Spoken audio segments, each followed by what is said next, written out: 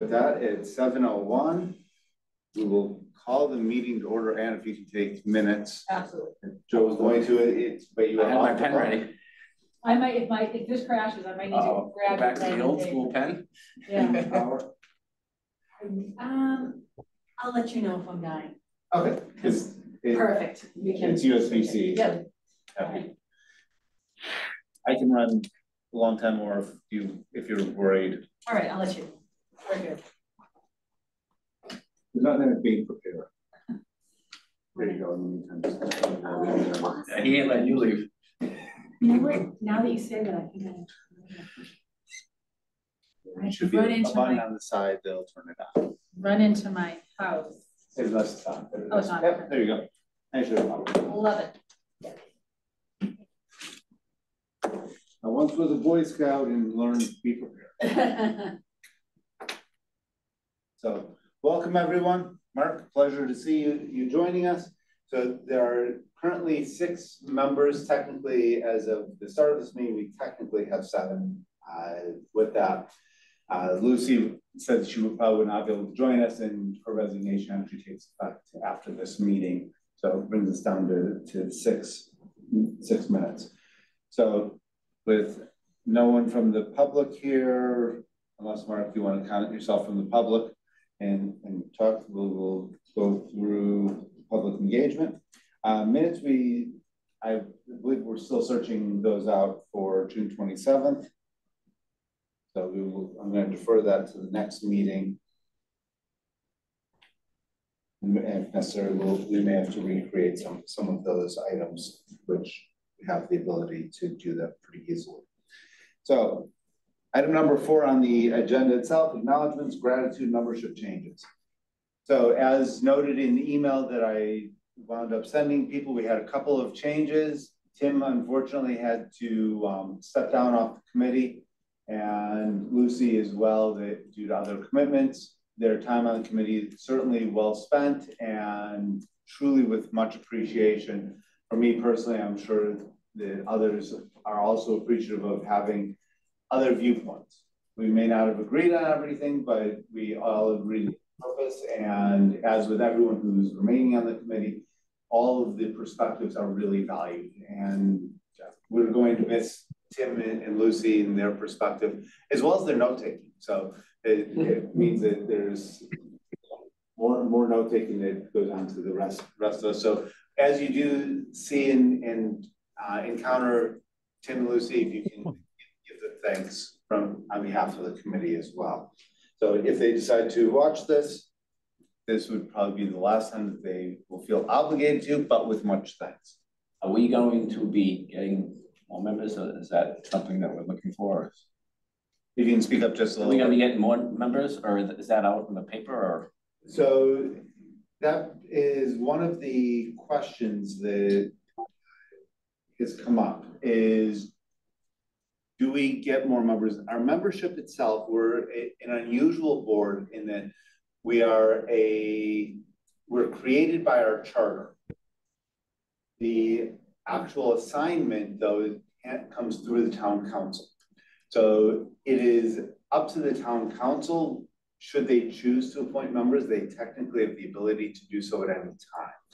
We can put in a request to do so, and we also are not obligated to, given where we are in the process. So this is something that I did want to discuss, and I told when I heard about the resignations, the note that I sent back to the town administrator's office was we would discuss this at this meeting so we can determine as a body what we think is in the best interest. And so it's a perfectly appropriate question, perfect timing for as to do we want to encourage the town council to add more members at this time where we're anticipating closing out in spring. I don't personally have strong opinions either way. So I'm not opposed to someone coming on and being a voting member. Obviously, we always welcome input at any time. So a person's ability to provide input does not require them to become a member. By the same token, the expectations are different. So that's my 2 cents going into the discussion. Isn't there a point where we get close to not enough members, or no? That number is 2. Okay, so we're not. From That was 6 or 5. As a multi-member body, we have to have multiple members. With 2, it becomes a real problem because then whenever 2 people get together, you then have to have it as a public meeting. So with 6 members, quorum is 4. In that 7 members, quorum is still 4. So with 6 members, we can't have more than 2 absences and still hold the meeting. So there is a reason from a logistical perspective to add members. But by the same token, I don't want to create false expectations for people that we're going to necessarily start the process over either. So that's my thoughts on it. But if you think that we should add members or not add members, by all means, your opinions are incredibly valuable. No, I just get nervous because we start at 9, we're at 6, so I didn't know if there was like I thought we had to be at 5 or something. Started at 10 actually. 10. Yeah. All right. Dropping like flies. All right, I'm fine with the 6.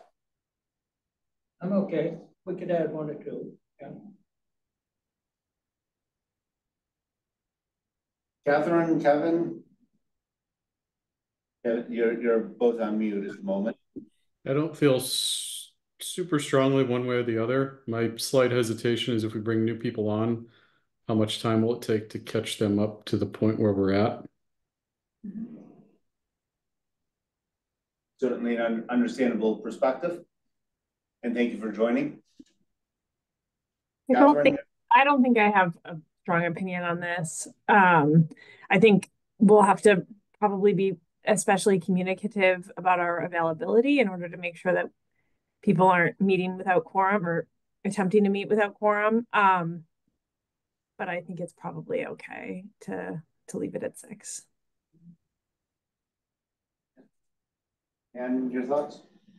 I would rather stay where we are unless it's necessary to add someone, because I think the dynamic is good. We have different opinions. We work together respectfully, civilly, all have a lot to add. So I think we wouldn't gain much unless we really start thinning out. So I'm happy at 6. Okay, so with that, I will send a note to the town administrator and town council, just letting them, confirming the current membership. If they choose to take other action, that will be on town council. And we'll obviously we'll still respect that action as well. So on the positive side for you, Mark, at the moment, you only have 6 of us to wrangle, which is down from the original 10 that we originally had. I once had a planning board with 8 members. It never got anything done. It was always 4 to 4. We get things done. Not always super quickly, but we do get things done. So correspondence and discussions, just to keep everyone up to speed. A couple of things that we have received correspondence on and are related to the work that we're doing. One, the MBTA Communities Overlay Draft. This came from the town council. If you haven't seen a copy of it, it's available on the town website. You can let me know. I can certainly send you a copy as well. This body has not given an opinion on the content previously, and given the tenuous nature of it politically, my recommendation is that we let the town meeting make its decision without our input as a body. I encourage everyone to attend town meeting, and I encourage you to give your own personal opinions, but I don't think as a body we necessarily want to opine on the community's overlay bylaw. It's certainly within our scope should we choose to do so. So that's my two cents on it. Others' thoughts? Yeah, I don't think we need to touch it, frankly. Everyone can do so at the town meeting individually. Kevin, Catherine, Eric? It's a larger body town meeting. What was that? Yeah. It's a larger body, more It is a large body, and ultimately town meeting is the one that would have to pass it anyways. Yeah, I would say the subcommittee ran this right up to the deadline, so I don't want to throw any more challenges their way. I would say we don't comment on it officially as a body. We didn't comment on it the last time around, right? We commented on the language of a couple of components of it, but we did not comment on the content. Yeah, I think we should stay with that precedent. Yeah, I think we don't touch this one at all. It's over, town meeting has already spoken on the general concept, and it's coming back to town meeting through a different process, and we will see where that process lies. I have no idea how town meeting is going to react to that. If you've been following those issues, I'm sure Mark has been following them very, very, very closely. Supreme Judicial Court just took up the Milton case, and it was really quite fascinating to see and read the various discussions and approaches. Until a decision comes down, I'm not going to recommend anyone take any bets as to where that's going to land. Unless Mark wants to place the bet, in which case I will believe his perspective has value. Just as out to lunch as you are. I have no idea what they're going to do.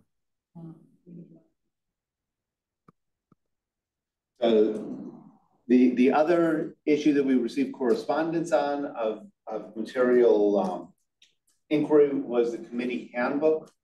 So the committee received an email from a resident basically trying to find out if the committee handbook that was published by the town administrator's office was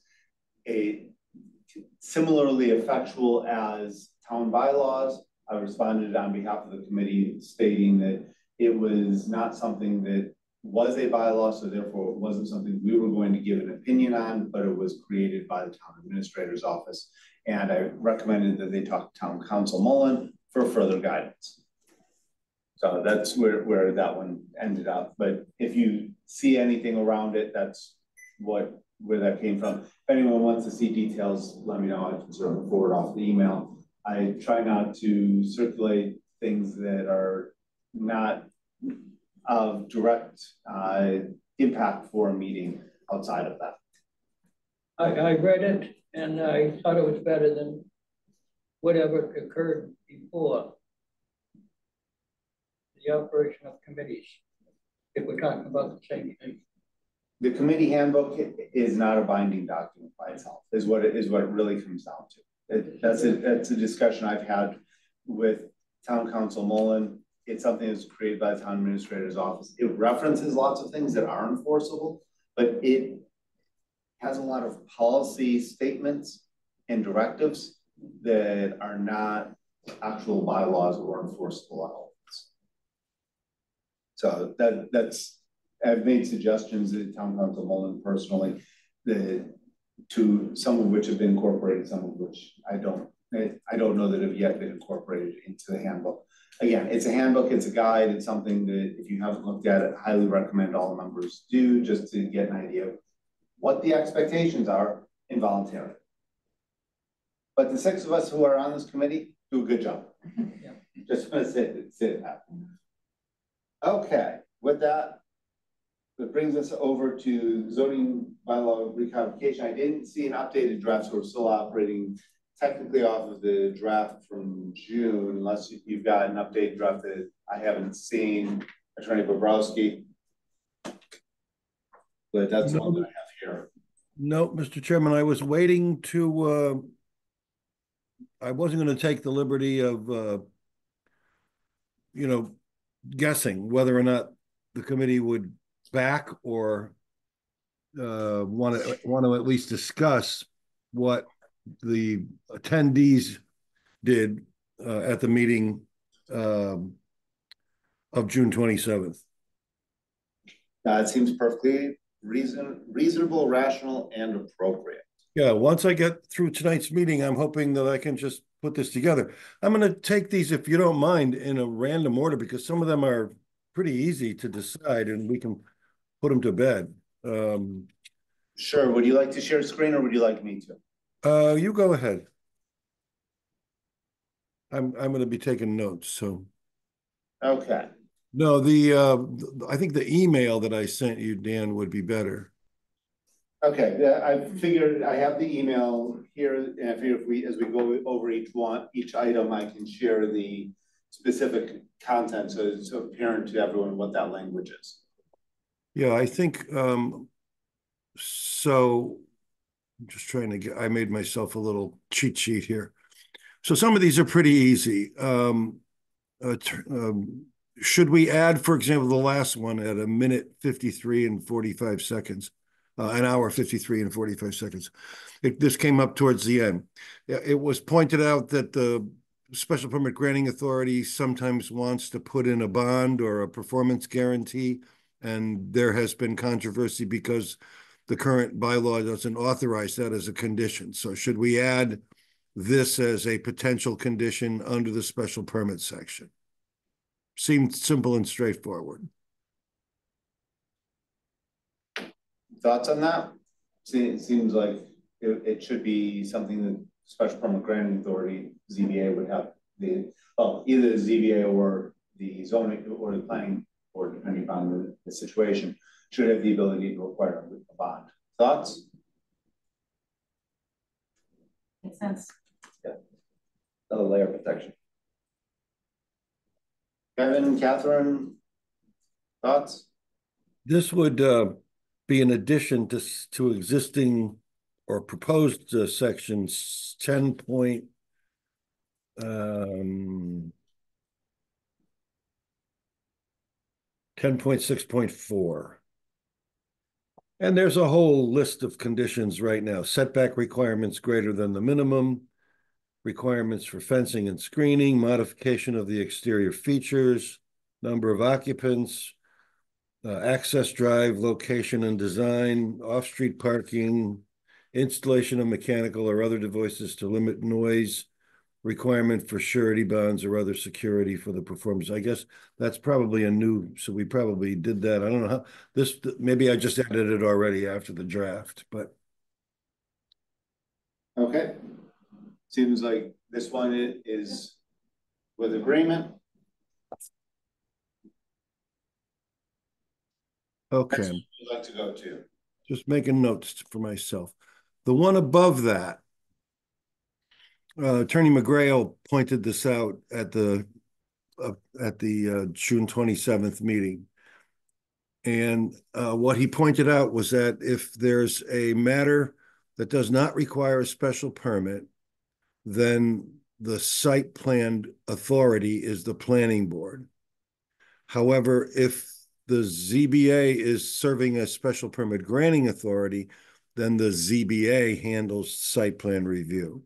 So do you want to keep that model, or do you want to have the planning board always be site plan review authority, even when the ZBA is the special permit granting authority? There, I would say that, you know, if I had to put numbers on a guess, the majority of towns have the planning board as the site plan review board, regardless of whether or not the ZBA is the special permit granting authority for the project. And I think that's probably because they like the idea of the planning board serving as a check and balance to the ZBA. And also, second reason would be that the planning board typically has more experience in design review. So it's, you know, just for example, in my town, when I was on the planning board, Concord, the planning board handled the matter if there was no special permit required. If there was a special permit required, the planning board's decision was a recommendation to the ZBA.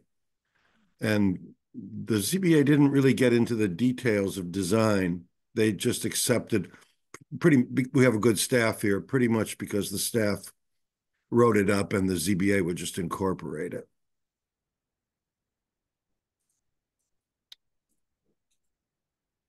that model at first blush, that model seems like it has merit in that it can create more awareness of issues, particularly for larger potential development oriented projects.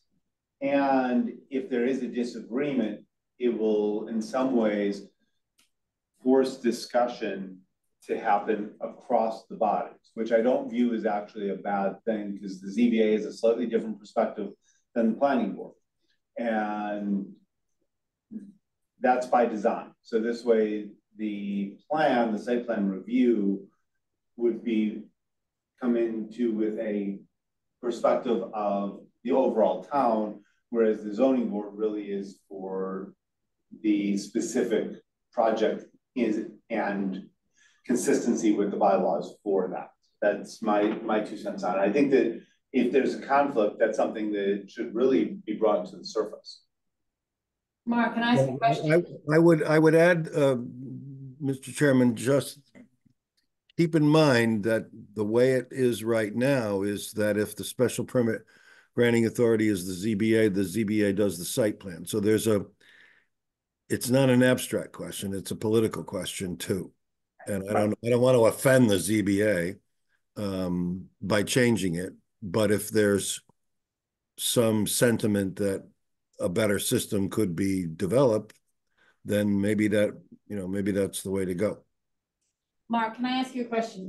You said that the planning board would review the site plan and make a recommendation to ZBA. Is ZBA have any responsibility to follow that recommendation?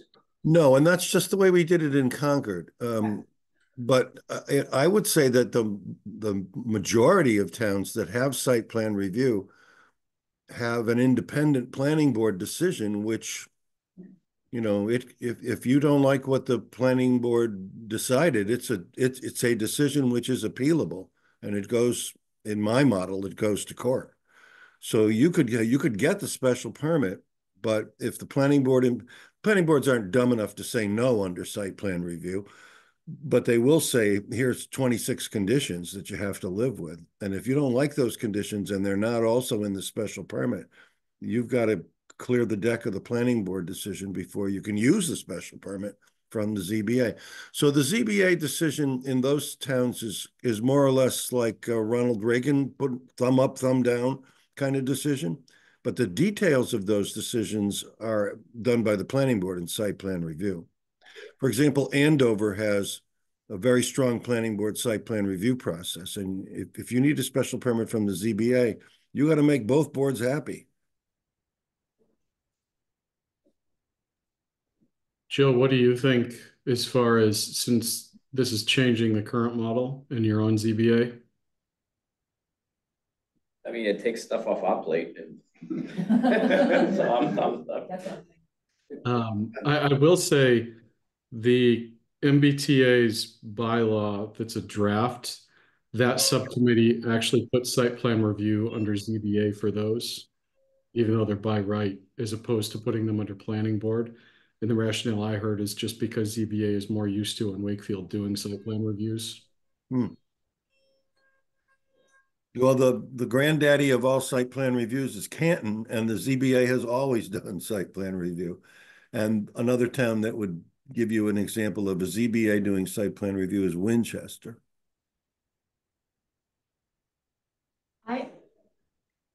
I'm uncomfortable changing it at our level without talking to both boards, because Mark, you mentioned it's a political decision, 100%. So I'm not sure that I would want to say do it this way for sure. did Brian bring this up to switch it to? Yes. Oh, so he pointed out, and I had missed it. He pointed out that I had changed it inadvertently without knowing that the way it now works is like I've written it on the email. Why don't we highlight this one to discuss with both ZBA and planning board? Because I know planning board wants to, the other 4 people on planning board want to take a closer look at the zoning bylaws now. Okay. I have a ZBA meeting this Wednesday, so I can bring it up at the end real quick. Michelle will be happy about that. You know what I'll do is I'll send through the chairman, I'll send a little very like a almost like I just finished a trial where for the first time ever we're doing verdict slips. The judge is going to make a decision from the bench, and he thought it would be helpful if we had, if this, then check this box.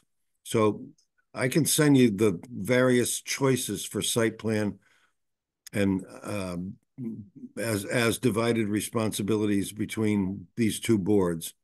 And you can pick the model that you like the best, and it'll at least spur some discussion. So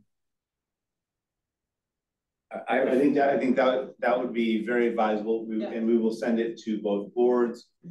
If you can notify the respective chairs just so that they can update notices. Obviously, for your meeting within 48 hours, but they can update it and add it for discussion. Yeah, it'll just be something real quick.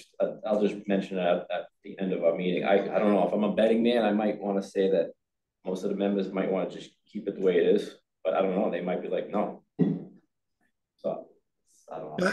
I have a hearing tomorrow night. Is today? No, Wednesday night in Wareham, and they sort of do it the way you do it now. If the ZBA is a special permit granting authority, then they also do the site plan review. And frankly, I think the Wareham Planning Board is better at site plan review than the ZBA in Wareham. And I don't know that that's a great trade. But, they have the same as your current system.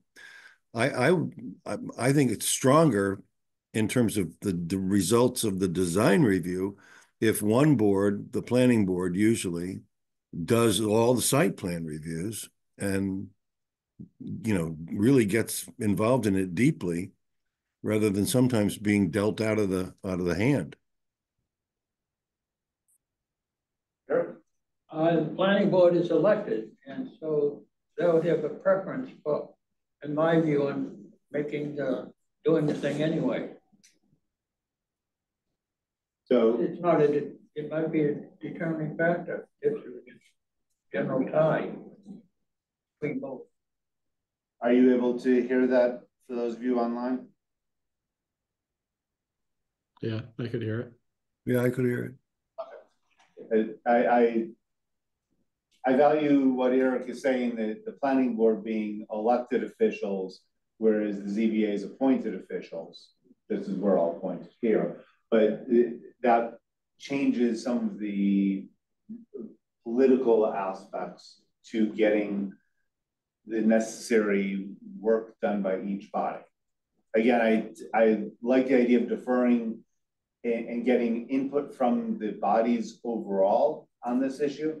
I tend to defer that more people getting involved in decision-making, especially long-term decision-making, tends to be better, end up with better results for the town.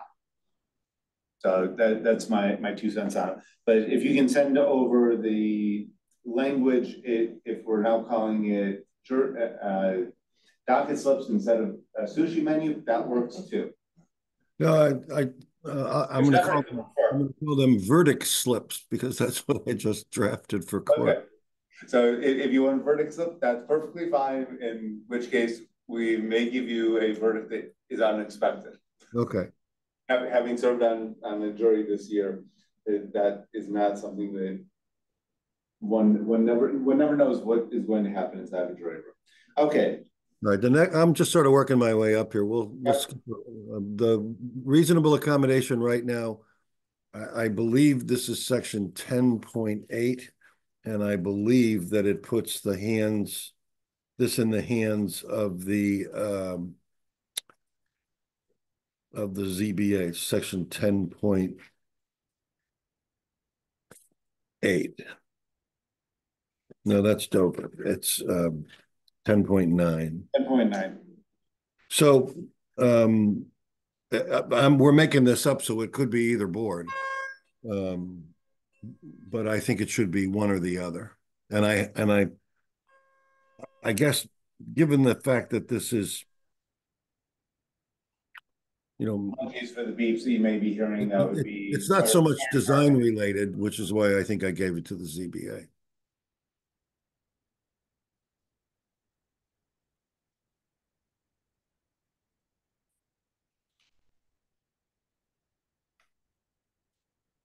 Thoughts on this issue?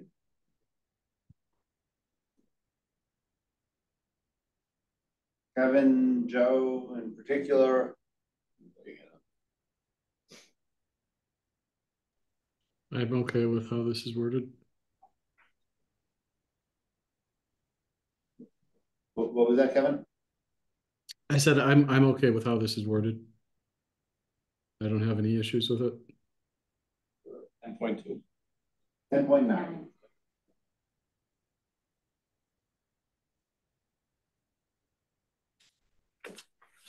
Basically, reasonable accommodations become a go to the ZBA.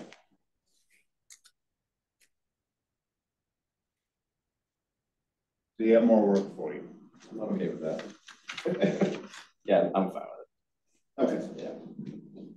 If this is something also for Joe and Kevin, if you can bring to your boards just to, again, I don't think that there's necessarily going to be much discussion on it, but I think for them to realize, okay, this is where we're actually getting to decision-making and bifurcating, separating out some of the decision-making.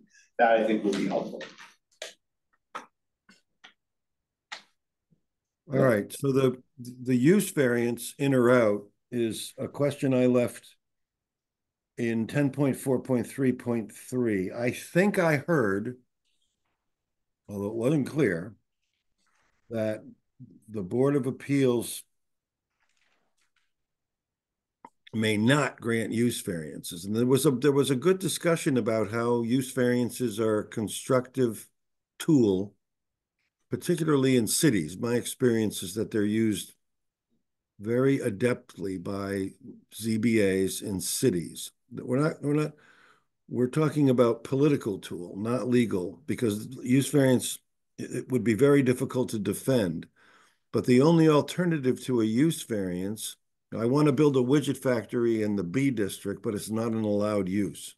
Okay, but we really want that widget factory because it's going to have a lot of jobs associated with it and it's going to pay a lot of taxes. So how can we get you out the door quickly and have your plant open up? A use variance. If nobody appeals it in the 20 days after the decision is filed, it's done. And so that's what city councils in particular like about it. They don't have to wait for the next town meeting and 2/3 vote and yada, yada. I'm not saying every use variance is a good idea. I'm just saying when there is a good one and there's not going to be an appeal because everybody agrees that this is something desirable, it's nice to have it in your bag of tricks. On the other hand, most towns are purer than the driven snow, and they would, not like what I just said.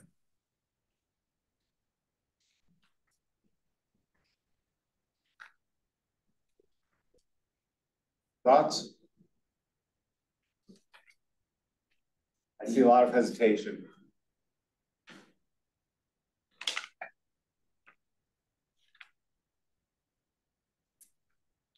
The statute says that you cannot grant a use variance unless the bylaw expressly authorizes the ZBA to do so. So right now, I believe your bylaw is pretty basically silent, which I would construe as a prohibition. You still have to meet all the criterias like. Yes, you do. You do. You at least have to pretend that you meet all the criteria. Exactly. Soil condition, shape, topography, or structure.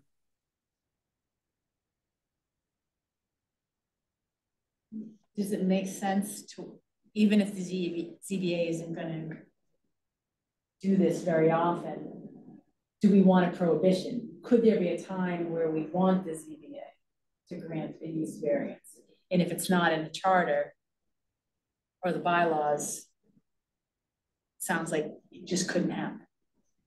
Am I reading that? Am I hearing that correctly, Mark? Well, I think the ZBA could do whatever they wanted to do, even if the bylaw contained an express prohibition. If, I think that the reason the express prohibition was put in by the legislature was to give a leg up to an abutter who was basically being trampled by the ZBA. Now, Got it, okay, if all you have to do is show the judge the bylaw, that's pretty easy. that makes sense. But I wouldn't say that the ZBA couldn't get away with it if nobody appealed it. So, and along those lines, I tend to want to leave the prohibition in here to force discussion if there's going to be a use variance to either a town meeting or to a process by which it has the ability to really get a large hearing. Because this is something that could get slipped into a project where it has a much bigger significance than what is initially seen, and where we have town meetings at least twice a year, and they can be called as a special town meeting more often than that. For a project that's significant, I don't see that as being an untenable type of situation. In a town where you may have to wait for a larger set of elections, that's one thing, but where we already by bylaw have 2 town meetings a year, you're going to have a delay by just having ZBA hearings anyways. So that's where I look at this. And to what you were just saying, Mark, if the ZBA were to go against the prohibition, which there are times that they have gone in excess of the allowable limits, if no one appeals it, it's going to become operative anyways. So the purpose of it is to provide a basis for someone to appeal what they view as an aggrieved decision if they find out about it in enough time. That's what I'm hearing with it. And where we have so many different things going on, I'm not opposed to giving that tool to people where it's not a 6-month, 2-year, 3-year type of appeal, it's 20 days.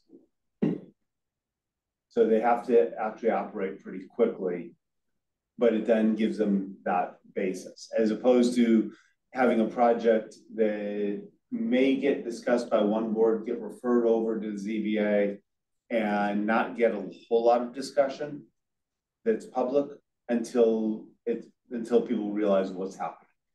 And I think that keeping the prohibition actually provides some insulation for the ZBA from making a politically unsettling decision and then being saddled with it. I'd rather that come out through the political process. That's my 2 cents on it. Thoughts? I'm looking at your existing section 190-66. And it doesn't mention it at all.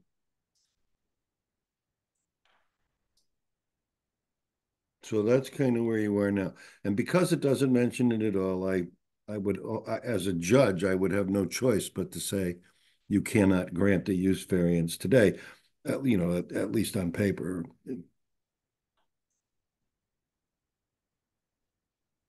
I mean, obviously, as you just said, if the board grants a use variance and it survives the appeal period, well, you granted a use variance. They're not going to undo it. If the appeal period is missed, they're not going to undo it. So, Others' thoughts? Catherine, Kevin? Others in the room?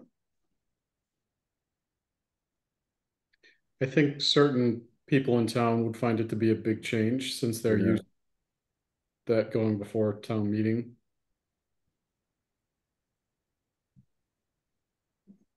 So I probably toward. Yeah, I agree.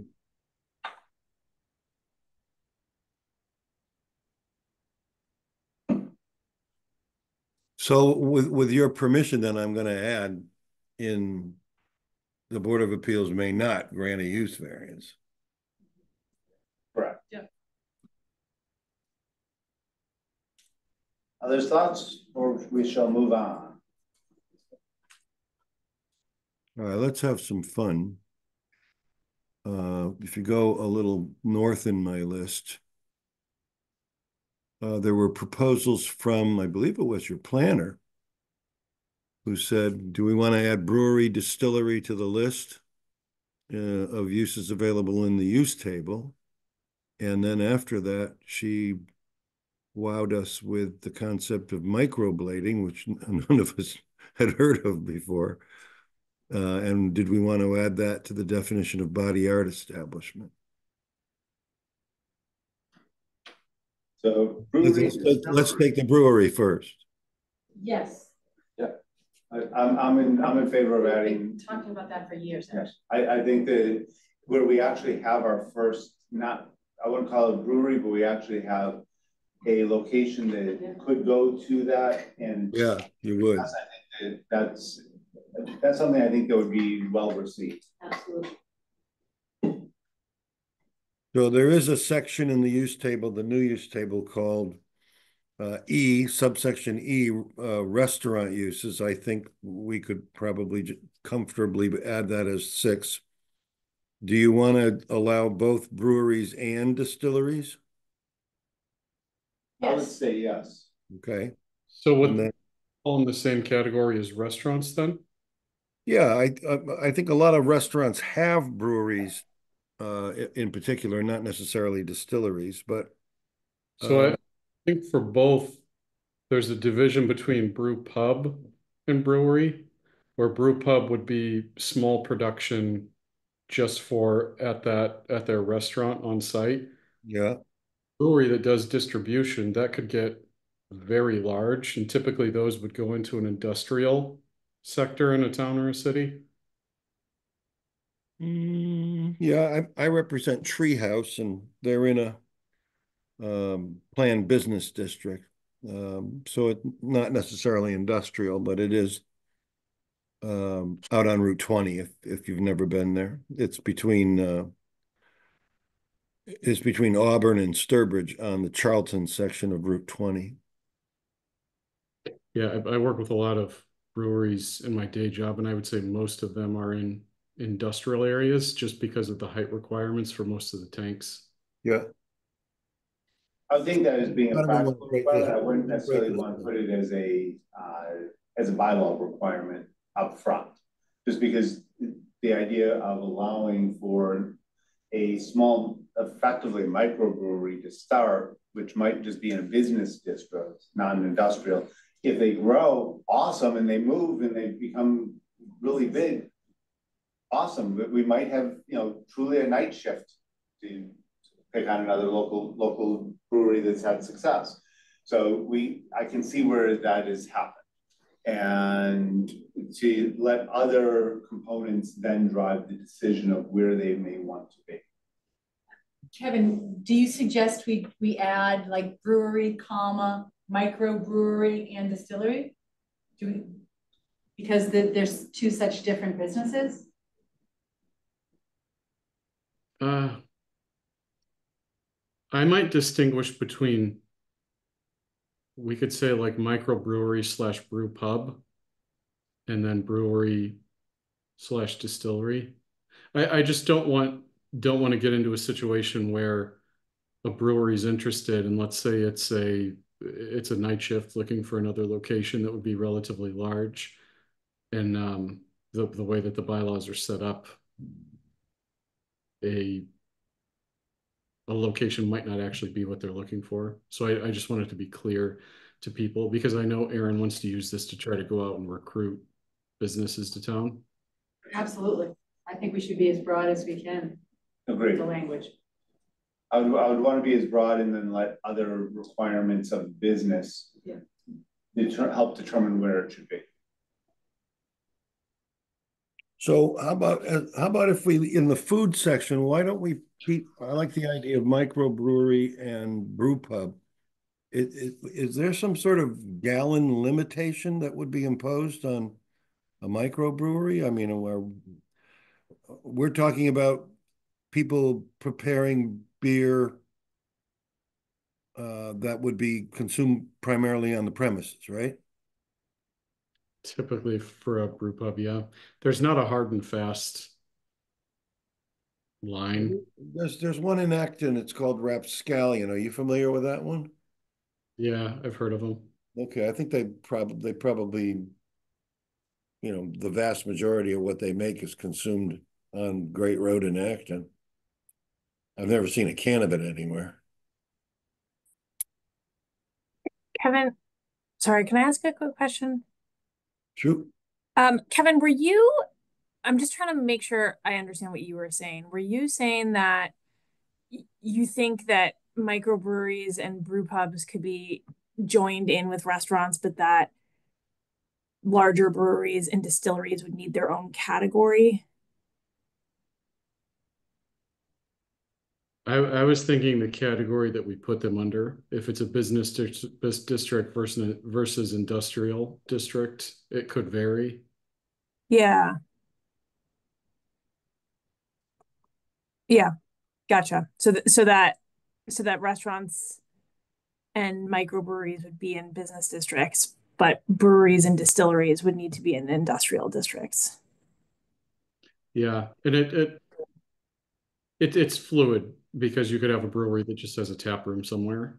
I guess what I want to make sure we're doing is not have a brewery think that they could go downtown, for example, because there's just no space big enough. And I know there's some that have looked at the old bank building down there, and it's just not really set up for a brewery.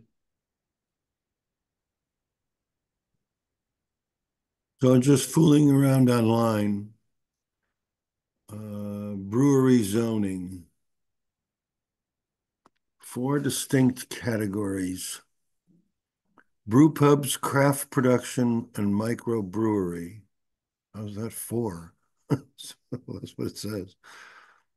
So brew pub is primarily an eating and drinking establishment with a small brewery on the premises, primarily produced primarily consumed on the premises. Craft production, on-site production and assembly.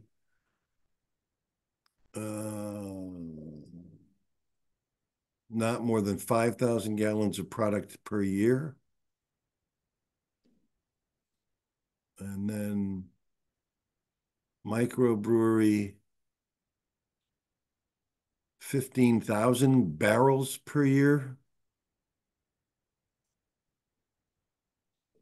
And where is this from? This is from City of Tacoma, Washington.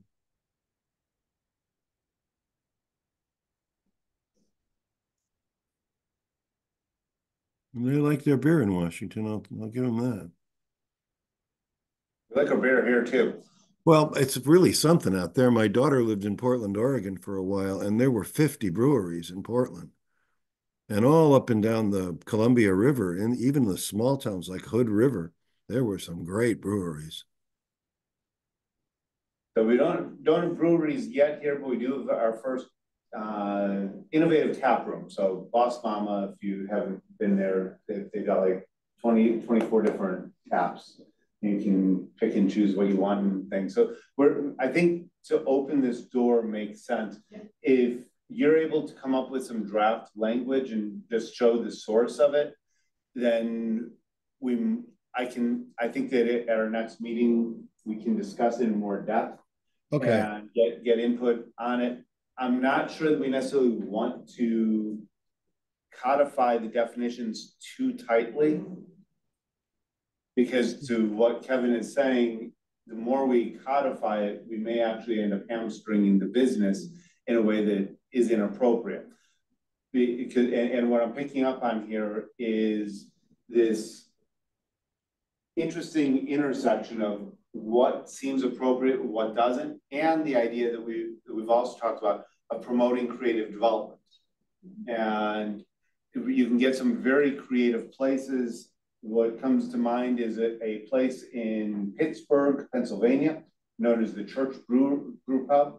It used to be a Catholic church. It was sold, and let's just say it still has stained glass windows. When I visited it many years ago, stained glass windows looked like a church, but instead of having statues that were of a religious nature, there were tanks of varying height. So you might have two tanks and a little small tank in between them. And it was a very innovative, successful components. And yes, they did keep the pews. That's what people sat on to eat and drink. Very innovative type of business. And that type of innovation, should someone want to make that investment, I could see being the innovation style that could help the town. All right, so why don't I keep it so that brew pub and microbrewery are primarily for consumption on the premises, and as opposed to a commercial brewery and or distillery, which are primarily for consumption by retail sales. That sounds like it makes sense, especially with the word primarily, so that it doesn't, it gives the direction without a mandate. Okay. And then the one below that, microblading, I guess that's a temporary tattoo. My take on it was kind of like it would be, you know, something, but it's a little bit different than that. Yeah, I think isn't it like for eyebrows, typically female, they do that kind of tattooing. So a lot of women are interested in it. I have no problem adding that. I think it makes a lot of sense to be a part of and affiliate similarly to body art and so forth. My understanding is that microblading is actually usually done in a medical type of establishment. All right, I'm reading Cosmo. That's something I think you would necessarily expected to have happen during a public meeting.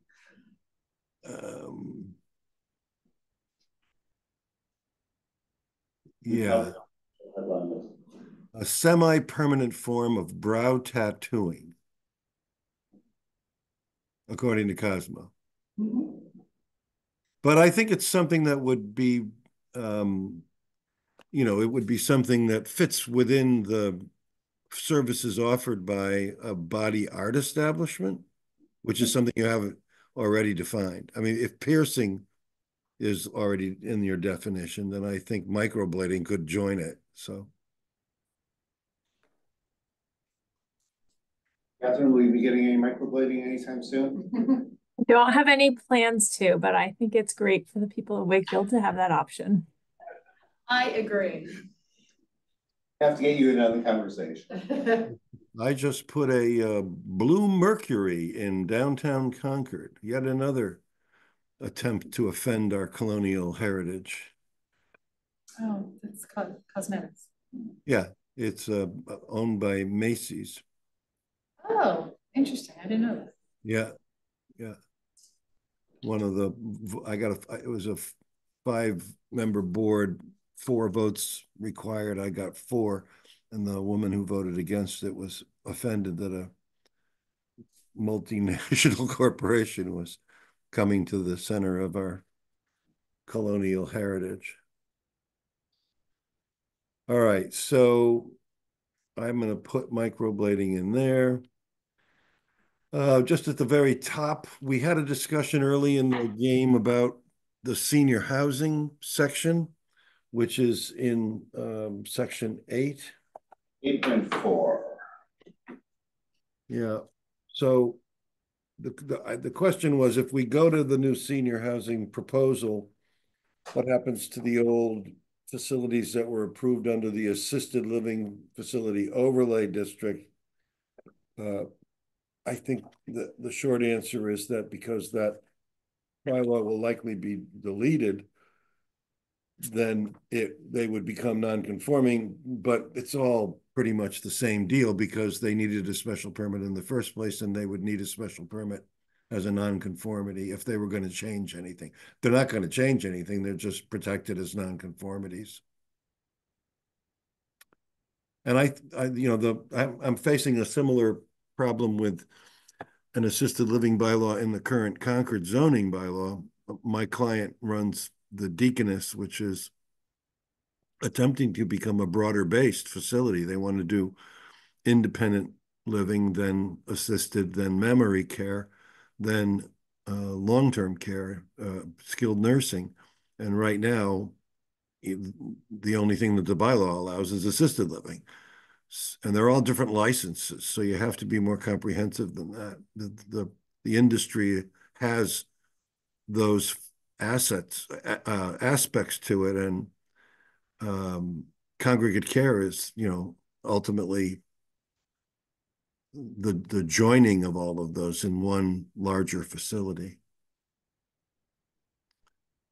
So the new senior housing bylaw in 8.4 has all of those components. You don't have to do them if you don't want to, but you have the option to do them by special permit.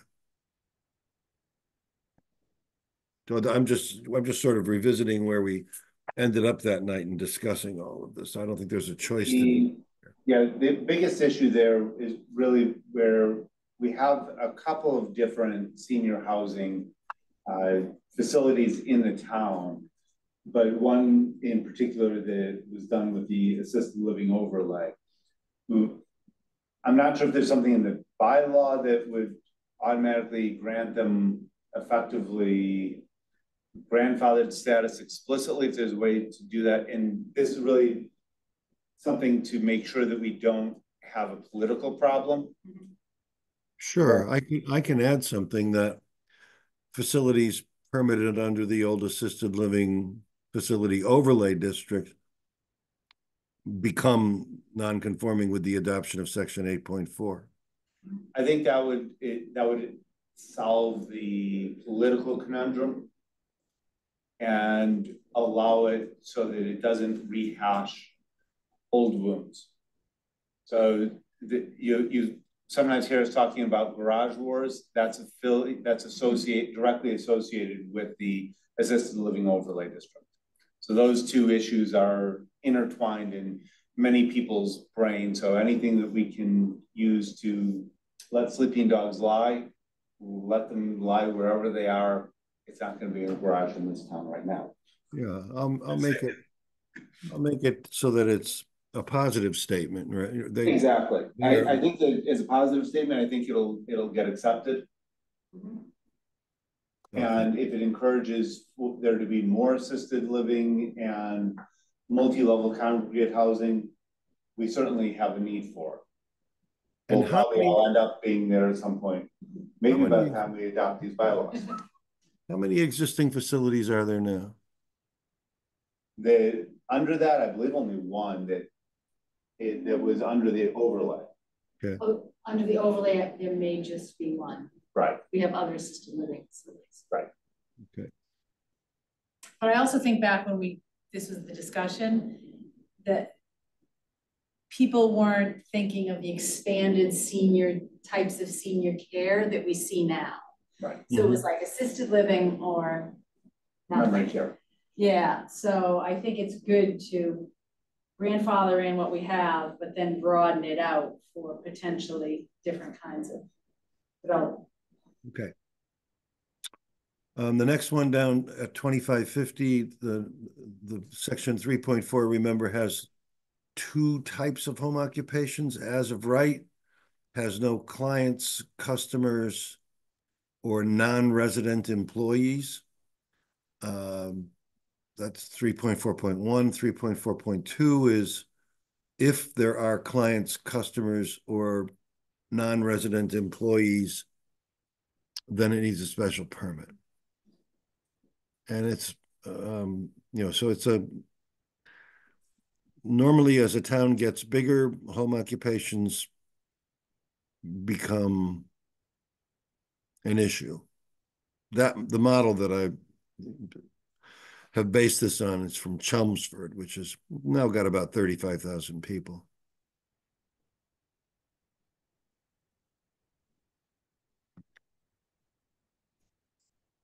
And I mean, I could go back and just put your existing, so it's up to you, but I just want to be sure that we at least want to float this maybe. And then if there's a problem we can go back, but.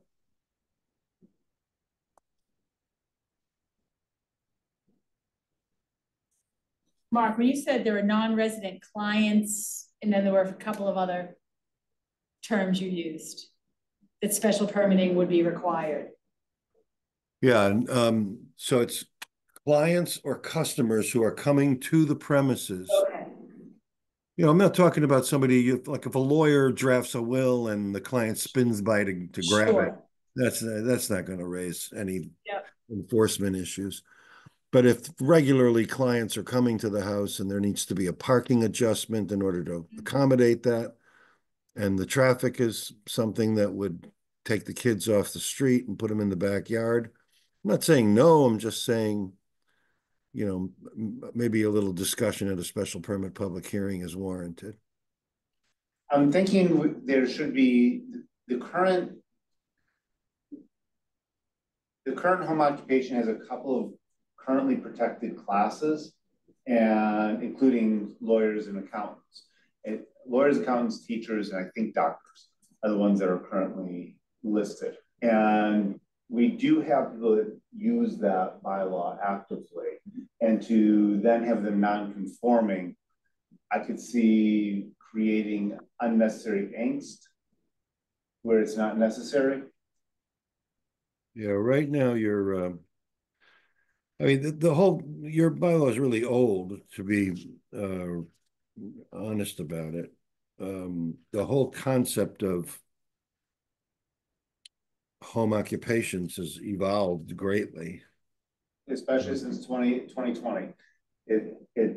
Many of us work from home at least part of the time. So I'm all in favor of expanding it. I just want to make sure that we don't create an avoidable problem by making it for those occupations that already have it by right, where people start wondering they may legally be able to be grandfathered in, but it may actually cause different issues. And it might be that there are requirements that allow for that grandfathering, and I'm thinking, you know,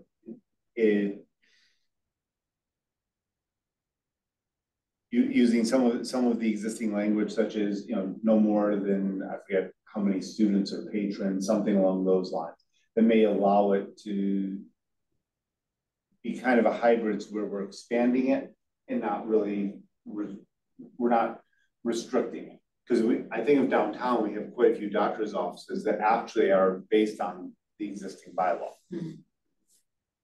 And we don't want to have those doctor's offices and so forth all of a sudden become non-conforming. They have to go to the ZBA for something that would just seek approval. Because a lot of the home businesses, people that are really small, they don't necessarily even know they have to be registered if they are required to be registered in the town, depending upon the licensure and so forth that they are operating under. So would there be a way to kind of mash up the existing list of approved, of already by right approved components? I'm thinking this may be something that gets removed in the future, but for the initial codification, I don't want to take something away from people when we're otherwise promoting the ability to have home occupations. So right now it's one. I know, Eric, you definitely want home occupation. Yeah. I was working for someone that I saw once a week for an hour. Yeah. So right now you talk about a physician, dentist, or other medical professional may employ one non-resident. An attorney, architect, certified public accountant may employ one non-resident upon issuance of a special permit. But you're really, I mean, the list of home occupations has expanded so greatly. Realtors, salon technicians, barbers. It's just, you know, you're really focused here on, in the existing 190-18 on physicians, dentists, medical professionals, lawyers, architects, CPAs. I've been on the board 5 years, and I don't think anyone's come to us for this. For a I special, don't think it's enforced much because it's not really much of an issue at all. Especially through COVID. It's just something that I think if we say, and maybe that the examples of home occupations are, and that's where we put the laundry list in. Just so that when people are reviewing this, going into town meeting, we don't get people who are barbers and may see someone out of their home. And that happens. We don't get someone who is an architect and see someone out of their home. And I think about people on like the planning board that are architects. And they work from home. Well, does that mean that now all of a sudden they potentially have to get it, especially to be compliant? Do they have to get that type of authority? That's what I'm just thinking. If we can mash it in as examples or something, that may simplify things. well, let me take a step back and ask you for a view. Yeah, I can easily do that. Do you like the general concept that if you have a client or a customer coming regularly, clients or customers coming regularly to the house, that you ought to get a special permit? Or if you have 2 non-resident employees, you ought to get a special permit. I think the 2 non-residents employees is they're different scenarios with different requirements, because having non-resident employees is something that means that, and we have to figure out when it is at a time. So, you know, I think about a doctor's office, they may employ 1 or 2 aides, and if they have 2 different people, then would they need a special permit because it's 2 different people, or to be simultaneous, you know, 2 or more at the same time. The idea being we want to keep the businesses that are home-based small. I think that if a lawyer is operating out of their home or an accountant is operating out of their home, as long as they're not having more than 2 clients at a time, it's fine.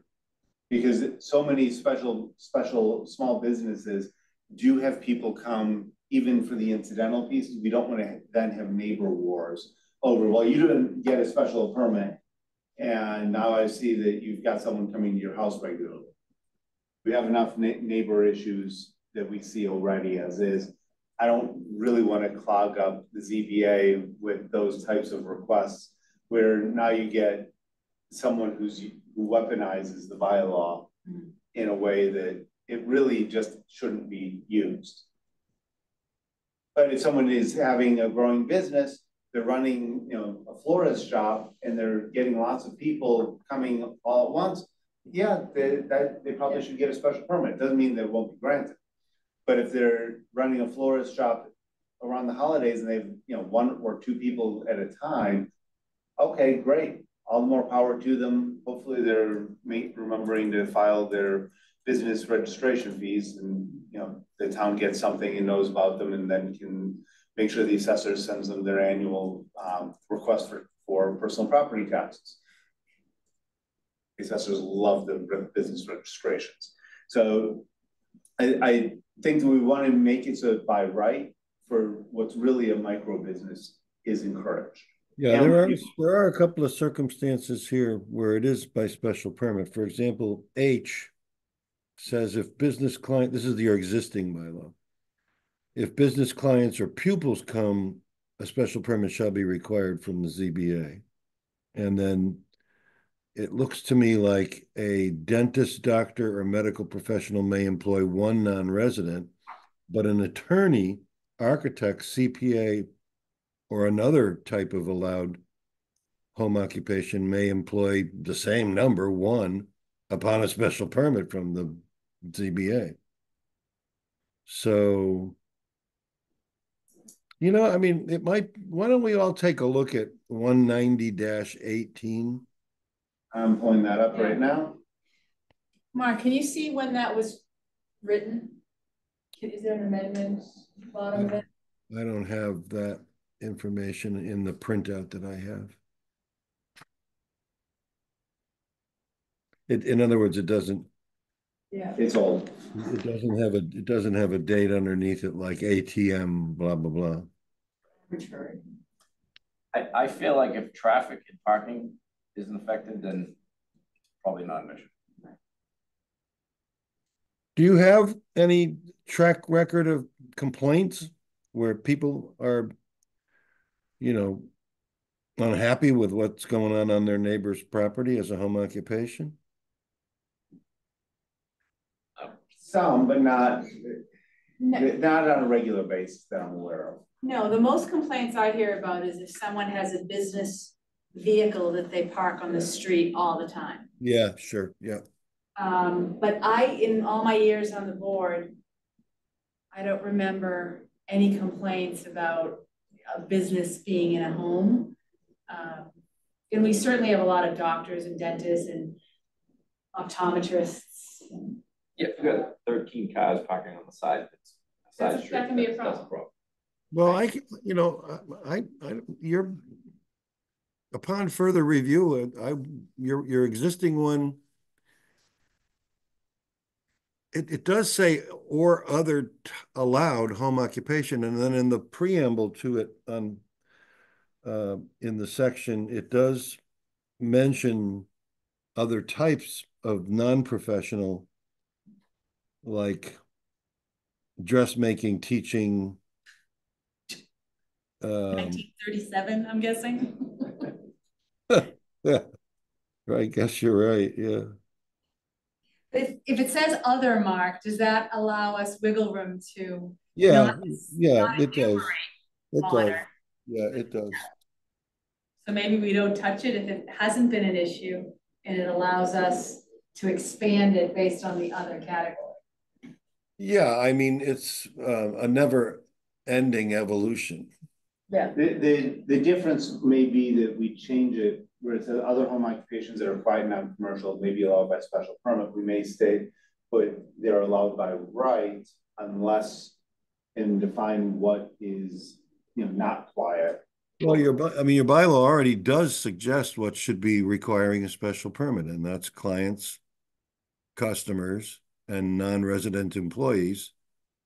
I mean, it doesn't make any sense to me that an attorney can only have a non-resident employee if he gets a special permit, but a doctor can have a non-resident employee without a special permit.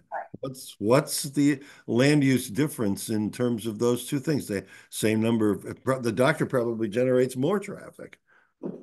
The doctor was on the bylaw committee in 1935. There you go.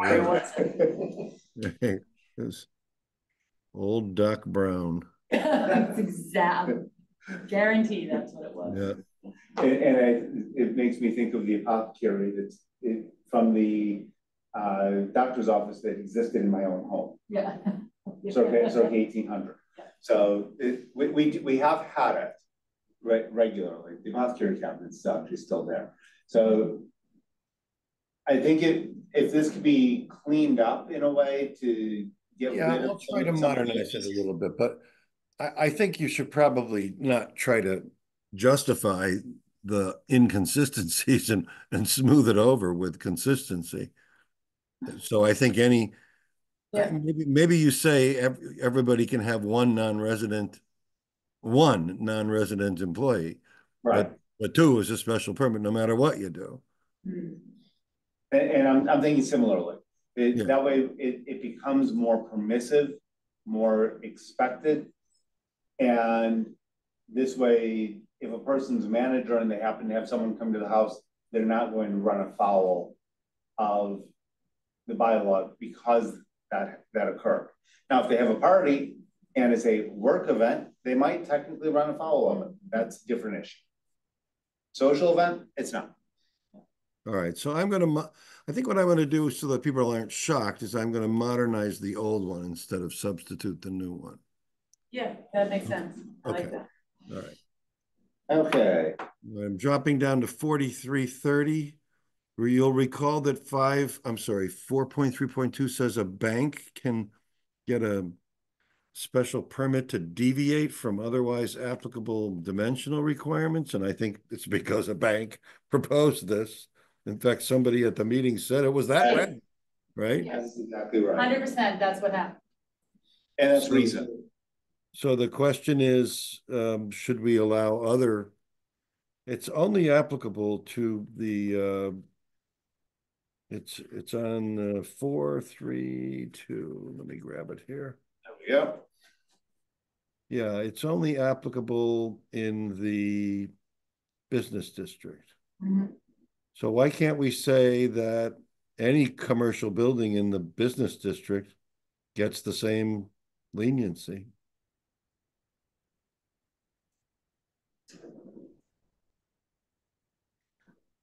Reducing the requirements I see being politically untenable, because then it will effectively put the ZBA in a place where they will have to justify rejections more so than lack of conformity to the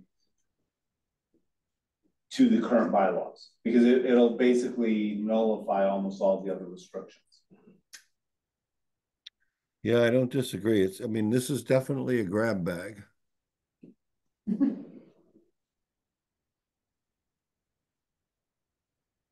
Just out of curiosity, is there a reason why this still needs to remain in here? Is there what? Is there a reason why this section still needs to remain to have this? Well, I think it was explained on June 27th that the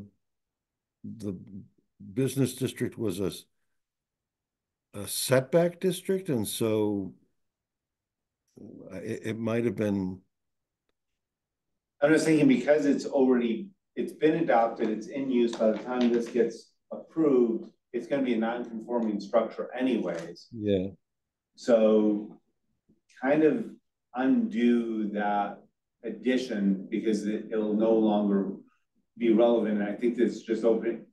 I think it was created to do what we would call spot zoning, and since it's already there, non-conforming, we then kind of remove it so it doesn't become a opening for someone else to take. Yeah, well, I think you're right, Dan. And let's just go back to banks and hope nobody raises the question. Because I think you will get. Now, does the bank have to have a vault? So that whole separate issue. 5212 is the change from one non-conforming use to another, less detrimental non-conforming use, another good tool to have where the non-conformity is particularly bad and you want to put something better there.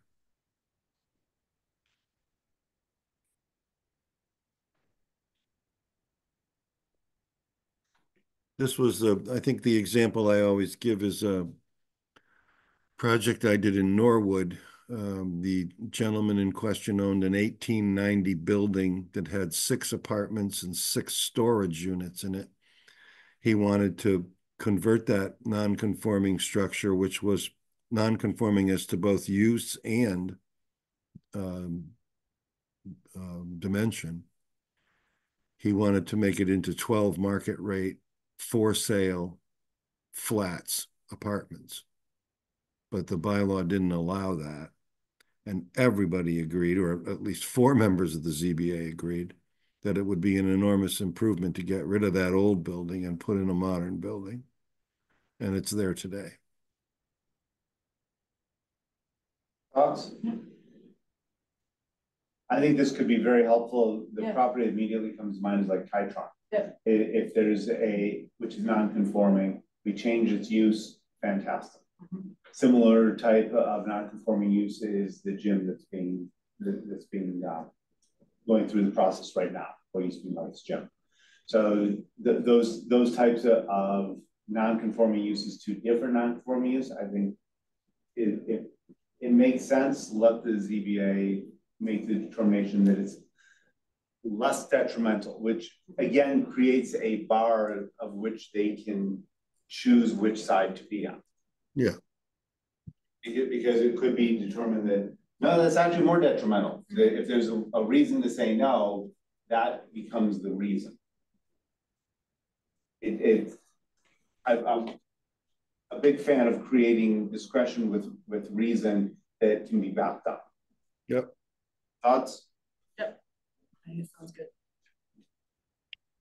Okay, 5.6 last sentence allows for a use which is abandoned or not used for 2 years to be brought back into protected status by special permit vote of the ZBA. I think that had a lot of support, but I just wanted to make sure that it was run past the committee. I think this makes a lot of sense. 2 years seems like a long time, but when we're talking about land use, it's actually not. Someone may be doing a construction project for something and it goes out of whatever its designated use is during that period because the project took too long. They can go to the ZBA and say, hey, we want it to go back. That way they don't have to necessarily suspend the project just to get a day in of use. That's the thought that I have on that one and the examples where I've seen that type of construction. And I have actually seen where a business opened for 1 day just to make sure they can preserve their use. It's like, that just seemed crazy. I was like, why do they open for an hour just to preserve it? I don't even think. Yes. When I look at the thing and the line from the bottom, it talks about a finding. Is that their finding or a finding by any other board? A finding is on a 5-member board, it's a 3-2 vote, as opposed to a special permit, which is a 4-1 vote. So to answer the question, it's it's a board that makes that determination. Yeah, not their own board. Yeah. Okay.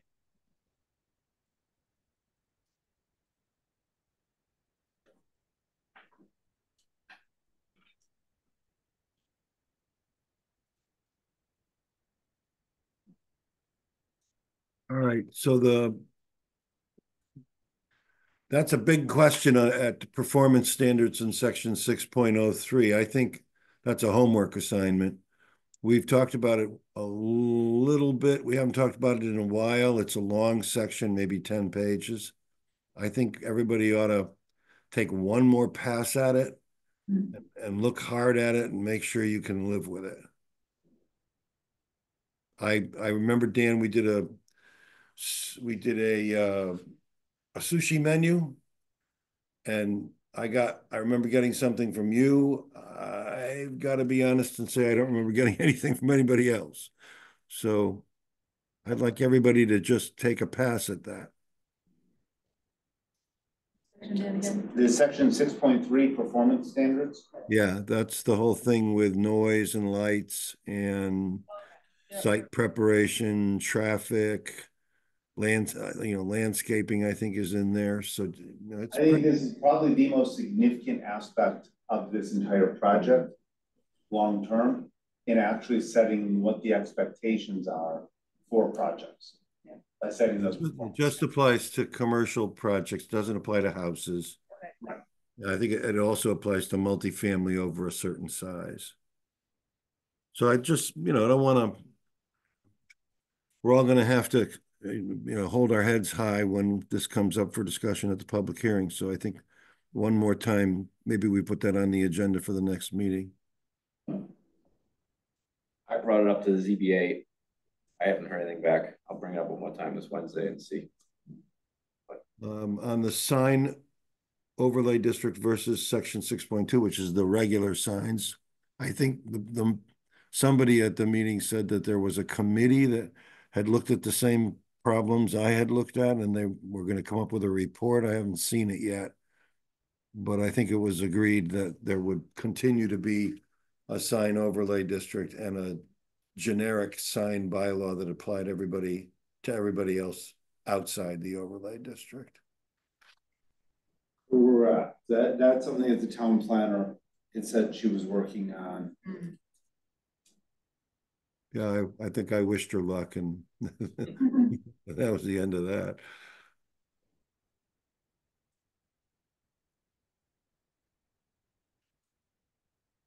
I will check in with her to see if she has any updates on that. All right, the adult use revisions are in section 7.1. And I've, where did do you currently have these 1,000 feet of this and 500 feet of that? Is that currently in the bylaw, or did I make that up? I believe that is in the current bylaw. 7.1. Going to the existing bylaw.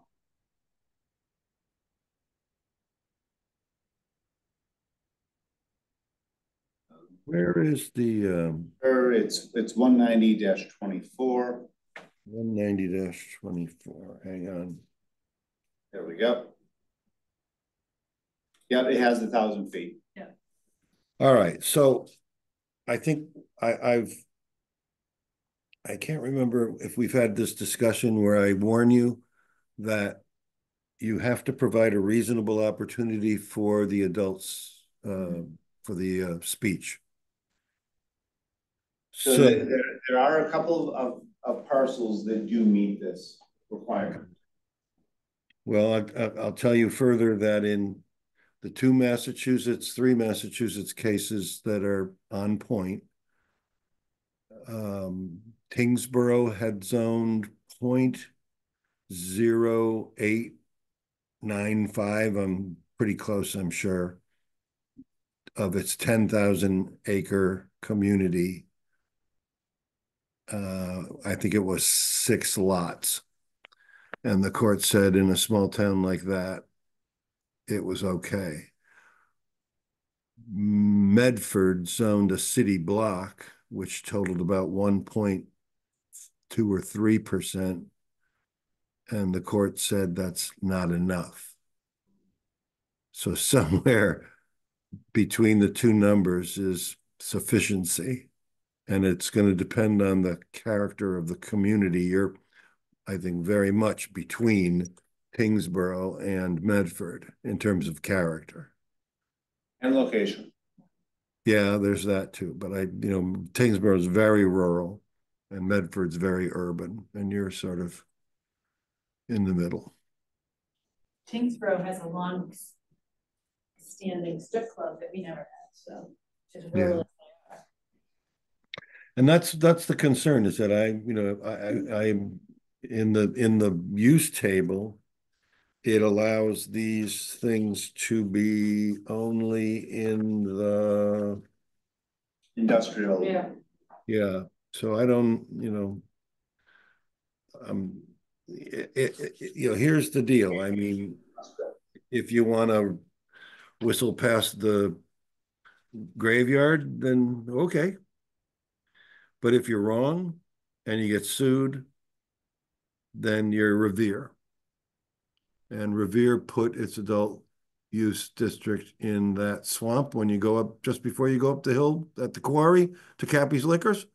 And they said the adult use had to be on a lot and no closer than 200 feet to any lot line. Well, there was no lot where you could put an adult use, and the proprietor, T&D Video, sued them, and I think he collected somewhere north of $500,000 and somewhere less than $1 million, because it's a civil rights violation. This is a protected activity under the First Amendment. So just be sure that that you've got enough reasonable opportunity. That's the expectation. This is one where I think that we don't need to make any substantive changes. We're best off just kind of leaving it. Yeah, I don't believe me, as the person who is going to have to explain this to town meeting, I'm perfectly happy to leave this, let sleeping dogs lie, but I'm just telling you. And this one I know that Tom has looked at repeatedly over the years, because it's often used as the anchor for other adult-oriented uses. Okay. And so because there's been discussions, you know, for marijuana, and so marijuana overlay to be in the same location as adult use and similar restrictions, types of things. So it's something that is certainly come up. If it gets challenged, I think that we will probably have to deal with it at that point. Yeah, I mean, you can always have Tom settle the case. So the senior SPGA right now is the ZBA. And I will add the parking regulations from the old assisted living overlay. That was Brian's suggestion again. But there was some momentary, I think I was confused. I thought it was the planning board, but it's written to make the ZBA, the special permit granting authority, just pick one of the two. My thinking on that is that would be ZBA because it's a use oriented implementation. It's not really a planning implementation, but Okay. that's just my 2 cents. Kevin, Joe, others' thoughts? I agree with you on that, Dan. All right, and then in there, the last question is, I think we had made the height limitation whatever the district is, but and if you're renovating an existing structure, it can be taller. Do you want to allow for a senior facility at a greater height by special permit? So if it's a 35-foot senior, if it's a 35-foot district, which is very common in a residence district, and you know the facility is going to have 50 beds, you're not going to fit it in. Do you want to let it go to 45 feet or just say it can be taller by special permit? I think we would have real problems getting that approved politically. Okay. I think height is just one of those really, did I say it's a tall issue here that people don't really want to think. They don't want to allow exceptions if they can avoid it. We've had some projects fairly recently that did exceed the limits of what people thought was allowed, and they don't want to see an expansion along those lines. Yeah, so right now in all the S are single, general, it's all 35. In a limited business district, it could be 50. In an industrial, 60. In a limited industrial, 60. Yeah. In a business district, it could be 60 with a footnote. Yeah. So, okay, just keep it the way it is. I would keep it as is. We have one skyscraper in town, and that was a part of a project that was never fully built. That's over on Audubon Road, 12-story structure. And it was the first of 6 buildings that was built. And even now I still hear about it. And you know, in terms of just being a tall building in town. So where we have a lot of discussions about shadows and things along those lines, allowing for exceptions, I think will not create good neighbors. If people can go above the exceptions just by making it easy. Doesn't mean that they couldn't get a change passed by a town meeting, but that's where I think that Wakefield is pretty interesting, that we do have a lot of developers that will advocate at town meeting for specific projects, and it causes discussion, and then the town makes a decision. Often goes along with it, but not always. All right, so my next step is going to be to roll these things into the third draft. I'll give you a clean and a coded draft. And where do you want to go with this? the town meeting next month, just kidding. I would love to, but that's not realistic. No. I think that once we get that, we will bring it to the respective boards, also bring it to the town council to try and solicit additional feedback. Okay. Because I think that we're at the point where there will be additional drafts, but they will be minor revisions with the pieces that we definitely need to look at, including the performance standards and signage. If you want to do an all board meeting, a good time to do it would be between Thanksgiving and, December. I don't have where is my calendar? I wouldn't try to do an all board meeting that here would get a bit hairy. And we do have a town meeting happening in November. Yeah. Okay. Yeah. I think to have it where obviously boards are welcome to, and members are welcome to attend any meeting, and to explicitly invite members of the boards to provide input, because then it's going to go back to the planning board. I think that they will kind of get two bites at the apple in that sense. So okay. I just, in terms of process, the town council will get a chance to opine on it. ZBA will certainly get chances to opine along with planning board. Planning board will probably get 2 bites because it'll probably be revisions, but from the time they see it the first time till the time they see it just prior to the town meeting itself. Okay. Other thoughts on that? Because I'm trying to limit the amount of crosstalk that we get between the boards. We'll definitely need your assistance for the presentation to the town council. Yeah. And it will be interesting to see you and Tom's both squirm, because the town council is known to do that. And when do you think we would do that? It's just a matter of, there's a lot of lawyers on the town council. No, when? I think he said when. Oh, but when?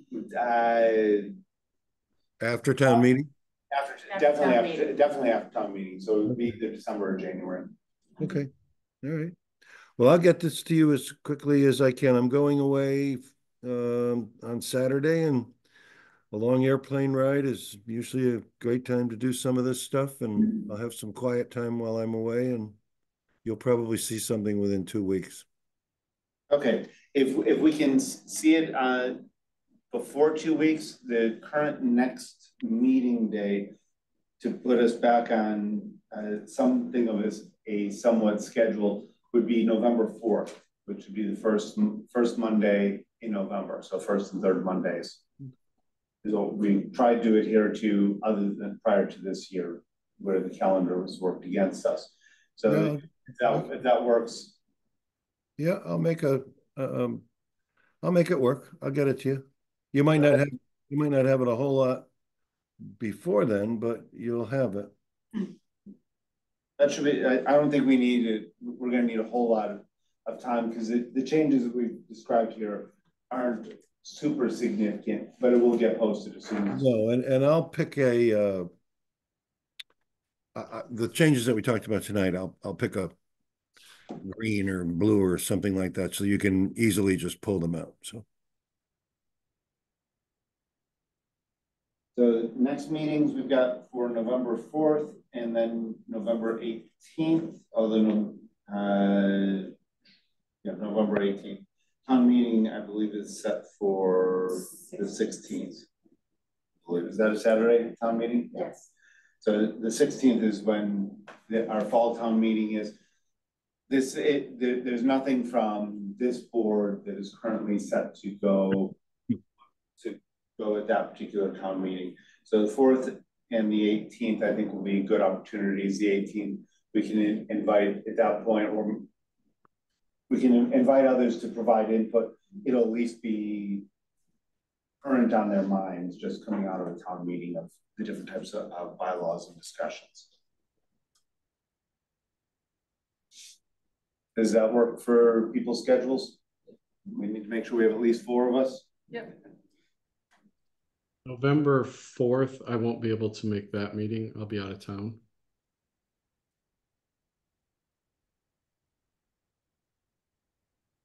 Catherine, you okay with both I'll of be those? here. Okay, so it Yep. looks like we may be without Kevin on the 4th, but we'll have 5 members, and that'll work. So as long as we have 4 or more, we can meet. So excellent. Some upcoming holidays and observances. If you happen to take a look at the formal posting, there are a lot of different and dare I say interesting holidays. Many have a religious nature or a religious background in them. If you haven't taken a look at them, we've got the end of Sukkot, which is coming up in 2 days. It's Jewish holidays, followed immediately by Shmini Atzeret and Simchat Torah. Those are all Jewish holidays that are happening this week. And then next week we have Diwali and Deepavali. And that also coincides with Halloween, which happens, of course, right before All Saints Day and All Souls Day. Those are Christian holidays, Catholic holidays, and a non-religious holiday, but very important just before our next meeting so that people actually remember on that Monday to show up at the correct hour. Daylight savings time ends. Remember to fall back. It is, for many of us, our favorite day of the year because we get an extra hour of sleep. So we actually have the longest day of the year with very little sunlight. So that is going to be for what we've got before November 4th. Anything from anyone else that would like to present? Eric. I'm presenting an article to town meeting that would add to the bylaw about the building inspector. Part G refers to the report he makes monthly to town administrator, town council, and others. And in my proposed H, it describes that in addition to the summary of the above in the annual town report, that he lists the large buildings that he inspected. And I define large as 3 stories and 10 occupants. And I thought that was appropriate to do now because we're not doing our presentation of this committee. And next year, I didn't want to confuse what we're doing with this little thing. Thank you. So that's for the town annual report that typically gets published in April. Exactly. So that's a change. And Eric, you're sponsoring that as an individual. Yes. I think it's something that will be received hopefully fairly well by the town meeting. Thank you. My suggestions is to make sure that your presentation is very crisp, with 1 or 2 examples of each thing that should be included, and keep the presentation really short. I have examples in the ZBA report. But keep the shorter the presentation, the better it will be received. That's just amongst the various pieces. You've been to more town meetings than the rest of us, but that's something that we've seen can result in a more positive reception by the attendees that are there. So, I'm gonna go grab dinner. Thank you all very much for a productive meeting, and I'll be in touch with you, Dan, very shortly. Thank you. Anything else? Otherwise, we will have a motion to adjourn. So moved. Okay, so Anna's making a motion to adjourn. Do we have a second? I'll second. I'm gonna give this one to Catherine. Catherine gets the second because she was able to complete it faster than Joe. Okay, so we got a motion made and seconded. Any discussion on the motion? Okay, since we do have remote attendees, we have to do this by roll call. So we'll do the roll call first in the room, then we'll do it remotely. So for motion to adjourn, Joe? Yes. Eric? Yes. Anne? Yes. Catherine? Yes. Kevin? Yes. And I vote in the affirmative, so we have a unanimous vote or 1 vote of the evening, formal vote of the evening. is to adjourn. Meeting is adjourned at 8:46. Thank you everyone for showing up. This format seems to work reasonably well in this space, provided we can get into the space. It wasn't unlocked far in advance, but overall it allows for people to get together if they want to or be online. And the tech did not seem to be a problem for anyone in the room. For those of you online, did it seem to work reasonably well? We're great. Excellent. We're kind of the pioneers of actually doing the hybrid meeting, but I think that it gives the opportunity to provide input in ways that previously wasn't contemplated in a positive way, and things that it allows people to really work and be more effective. So thank you very much. Appreciate it. And we will see everyone in a couple of weeks. Look for a couple of emails. If anything comes up in the meantime, feel free to send emails or notifications. Thank you much. Take care. Thank you.